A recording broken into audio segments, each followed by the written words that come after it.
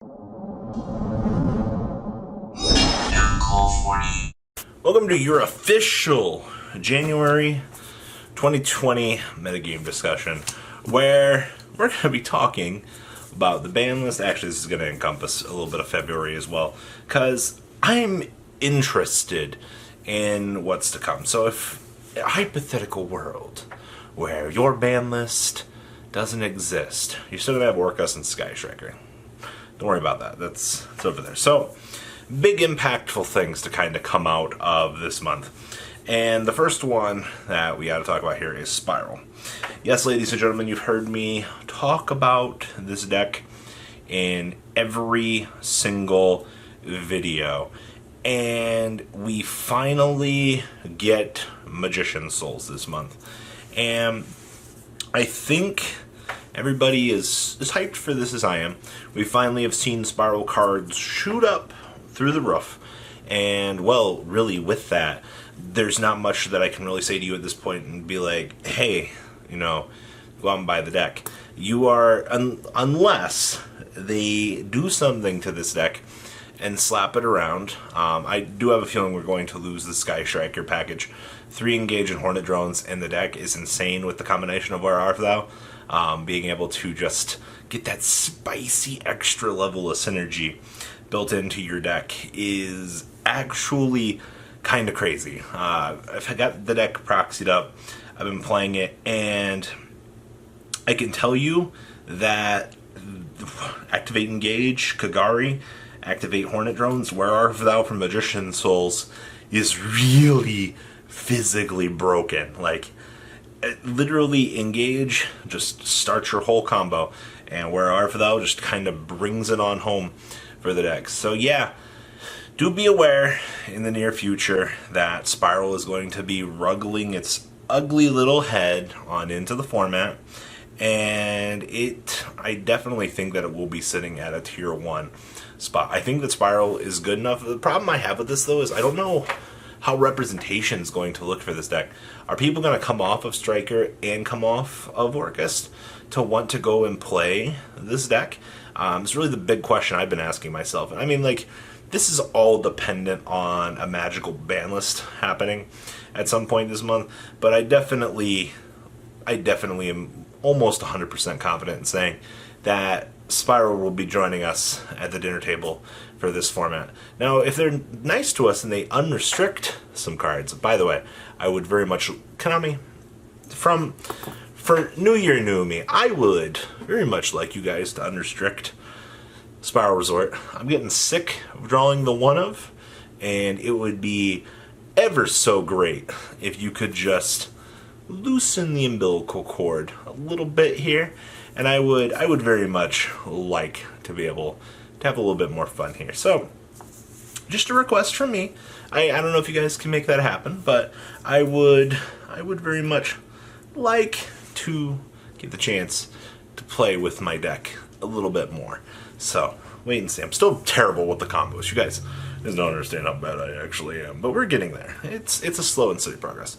Number 2 over here is Heroes. So, we get Mr. Shining Support Man that ends up searching for Miracle Fusion. Oh, by the way, Master Rule 4.5 with the Miracle Fusion Searcher is actually absurd. I'm actually super excited for that.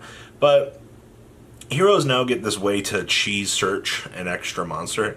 As long as they have appropriate link zones set up at this point, you'll be able to just kind of roll out extra monsters.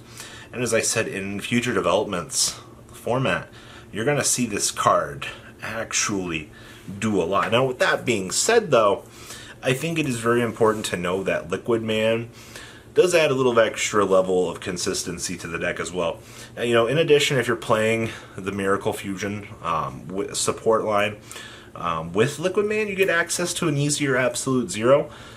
It's not the best thing in the world. I mean, Heroes Extra Deck is still tight, man. Like, you can only do so much in that pussy.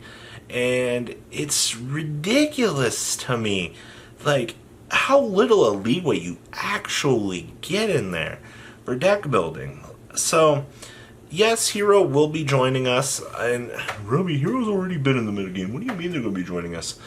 1 to 2 extra cards is enough to bump up that level of consistency a little bit. And like, even if it's like 0.25 of a difference, Liquid Man and the little shining support nugget that searches for Miracle Fusion is actually really good for the deck. So those are the 2 biggest things that are really worth mentioning. January is a really dry month for all intents and purposes. Now, the only other last thing I want to talk about here is, yes, Dark Magician is getting a little extra support, and you are going to want to pick, if you are a dedicated Dark Magician main, the whole 14 of you in existence, I would pick up your stuff relatively early.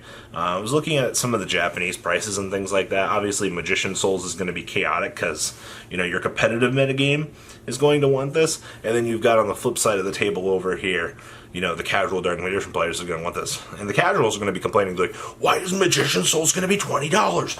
What is this? This isn't fair.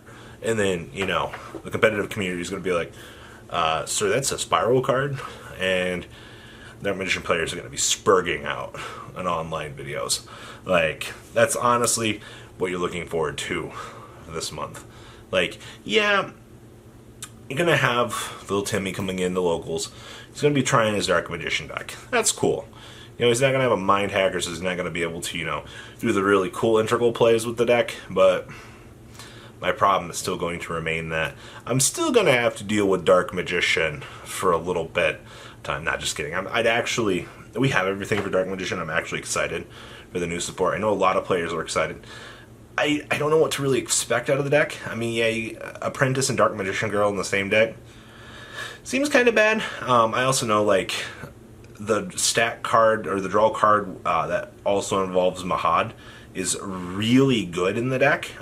You know, standard Dark Magic Circle and things. It does have a nice level of consistency being boosted out of it, but at this point in time, it will definitely still sit in the tier 3 category. I also welcome anybody to challenge that opinion and actually try to make Dark Magician deck. One guy's going to top 32 original. He's going to be like, see, it's tier 2.5, and be like, my guy, that's not how this works. Now, at the end of this, the end of the chunk here, we enter into late January, early February, where we get the Pirate Archetype. Arg! And you're like, the Pirate Archetype? What are you talking about? I don't know if you guys remembered this. There was something mentioned a long time ago about a Pirate Archetype coming out. Ignition Assault is almost here. You got Sky Striker Rose, you got Lightning Storm, you got all this other fun little stuff that's kind of coming here. And then you got the Pirate Archetype. We don't know anything about the Pirate type as of me making this video. I'm honestly still hoping that it is a deck that involves taking cards from your opponent, because, you know, we're going to plunder that booty. Also, like Samoan pirates, people always getting their stuff stolen overseas, you know. It's got to be a good enough archetype that we can involve stealing cards from our opponent's hand. Modern day Yu-Gi-Oh! Needs this. Alright, like, we need something that's so high in level, it's going to be good. Now, you can also argue that it can take control of the opponent's monsters. You can also be as bad as For Hire at this point. Somebody's going to be like, wait, For Hire is bad? Wait a minute, who said that? Honestly, For Hire a little bit sketch. I'm not going to lie to you guys. I don't think that the deck is the best around, but I do think that it's not the best. But anyway, so we have this mysterious archetype coming, and I'm honestly hoping that it will shake things up beyond, you know, standard ban list, standard Master 4.5 discussions. I'm really hoping that this mysterious archetype will shake up everything in our game a lot better than, you know, the Dark Magician players that are being angry because Magician Souls is an ornamental egg. But alas, we will see. So guys, what do you think about January? It's a really boring month, I know.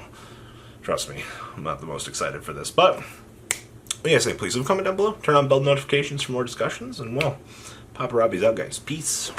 The ride never truly ends. Thank you, patrons, for helping support the channel.